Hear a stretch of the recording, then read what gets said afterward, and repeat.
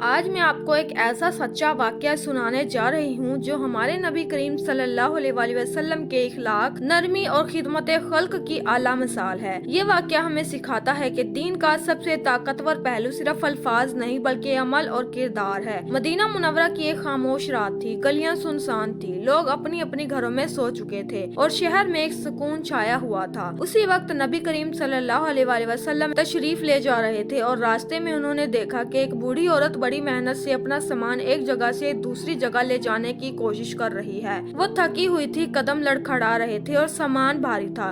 قریب کوئی بھی اس کی مدد کے لیے موجود نہیں تھا۔ نبی کریم صلی اللہ علیہ وآلہ وسلم نے یہ منظر دیکھا اور فوراً آگے بڑھ کر بڑے نرم لہجے میں فرمایا، امی اگر آپ اجازت دیں تو میں آپ کا سامان آپ کے گھر تک پہنچا دوں۔ یہ چھوٹا سا جملہ ایک عظیم سبق رکھتا ہے۔ خدمت، نرمی اور محبت کا یہ انداز ہمیں دکھاتا ہے کہ صرف ہاتھ بڑھا کر مدد کرنا بھی انسان کے دل پر گہرا اثر ڈال سکتا ہے۔ بوڑھی عورت نے حیرت سے نوجوان کی طرف دیکھا کیونکہ وہ اسے نہیں جانتی تھی۔ اس نے کہا، بیٹا اگر تم یہ سامان میرے گھر تک پہنچا دو تو میرا دل بہت خوش ہو جائے گا۔ نبی کریم صلی اللہ علیہ وآلہ وسلم نے مسکرا کر اس کا سامان اٹھایا اور آہستہ آہستہ اس کے ساتھ چلنے لگے۔ راستے میں بوڑھی عورت اپنی باتیں کرنے لگی۔ اس نے سوچا کہ وہ نوجوان ایک عام انسان ہے اور اپنے خیالات اور مشورے دینے لگی، بالکل بغیر جانے کہ اس نوجوان کے بارے میں وہ غلط تصورات بنا رہی ہیں۔ بوڑھی عورت نے کہا، بیٹا شہر میں ایک شخص آیا ہے جس کا نام محمد ہے۔ وہ لوگوں کو اللہ کے سوا کسی اور کی عبادت نہ کرنے اور بت پرستی چھوڑنے اور دین سکھانے کا کہتا ہے۔ وہ لوگوں کے گھروں اور خاندانوں کو خراب کر رہا ہے۔ تم اس سے دور رہو، اس کے ساتھ مت جاؤ، یہ تمہارے لیے نقصان دہ ہے۔ یہ سن کر شاید آپ سوچیں کہ نبی صلی اللہ علیہ وآلہ وسلم ناراض ہو جاتے یا سخت جواب دیتے، مگر نہیں۔ آپ صلی اللہ علیہ وآلہ وسلم نے خاموشی سے، صبر اور حکمت کے ساتھ اس کی باتیں سنی۔ نہ کسی لفظ سے اسے ڈانٹا، نہ غصہ کیا، نہ سخت رویہ اختیار کیا، بلکہ آپ صلی اللہ علیہ وآلہ وسلم نے بوڑھی عورت کے ساتھ چل کر اس کا سامان اس کے گھر تک پہنچایا۔ یہ رویہ ہمیں دکھاتا ہے کہ خدمت، نرمی اور محبت کس قدر طاقتور ہو سکتی ہے اور کس طرح کردار ہی لوگوں کے دل بدل سکتا ہے۔ جب بوڑھی عورت نے دیکھا کہ یہ نوجوان نہ صرف اس کا سامان اٹھا رہا ہے بلکہ اس کی عزت، احترام اور تکریم کا بھی خیال رکھ رہا ہے تو وہ بہت خوش ہوئی اور شکریہ ادا کرنے لگی۔ اس نے کہا، اگر یہ محمد ہے تو وہ سچا ہے، کیونکہ اس کا اخلاق، اس کی نرمی اور حسن سلوک اس کے لفظوں سے زیادہ طاقتور ہیں۔ میں گواہی دیتی ہوں کہ اللہ کے سوا کوئی معبود نہیں اور محمد صلی اللہ علیہ وآلہ وسلم اللہ کے سچے رسول ہیں۔ یہ واقعہ ہمیں تین اہم سبق دیتا ہے۔ پہلا، اچھا اخلاق کا اثر بہت زیادہ ہوتا ہے۔ نرم لہجہ، خدمت اور محبت کے ذریعے انسان کسی کا دل بدل سکتا ہے اور لوگوں کو دین کی طرف راغب کر سکتا ہے۔ دوسرا، اگر لوگ ہمارے بارے میں غلط باتیں کریں تو ہمیں صبر اور حکمت کے ساتھ جواب دینا چاہیے۔ کبھی بھی غصہ، جھگڑا یا سخت رویہ اختیار نہ کریں کیونکہ یہ اکثر نقصان پہنچاتا ہے۔ تیسرا، دین کے کام میں سب سے طاقتور چیز صرف الفاظ نہیں بلکہ عمل اور کردار ہے۔ یہ واقعہ ہمیں یاد دلاتا ہے کہ دین کی سچائی صرف بیان کرنے سے نہیں بلکہ ہمارے رویے، عمل، نرمی اور خدمت سے دکھائی جاتی ہے۔ نبی صلی اللہ علیہ وآلہ وسلم نے اس واقعہ میں یہ بھی ثابت کیا کہ کسی کو سچائی سمجھانے کا سب سے بہترین طریقہ محبت، نرمی اور عمل کے ذریعے ہے۔ یہی وجہ ہے کہ نبی صلی اللہ علیہ وآلہ وسلم کے اخلاق کا اثر آج بھی لاکھوں دلوں پر قائم ہے۔ ہمیں چاہیے کہ ہم بھی اپنی زندگی میں نبی صلی اللہ علیہ وآلہ وسلم کے اس اخلاق کو اپنائیں، چاہے وہ گھر میں والدین کے ساتھ ہو، بچوں کے ساتھ، دوستوں کے ساتھ یا کسی اجنبی کے ساتھ۔ ہر کام، ہر لفظ اور ہر عمل میں نرمی، محبت اور خدمت کا جذبہ پیدا کریں۔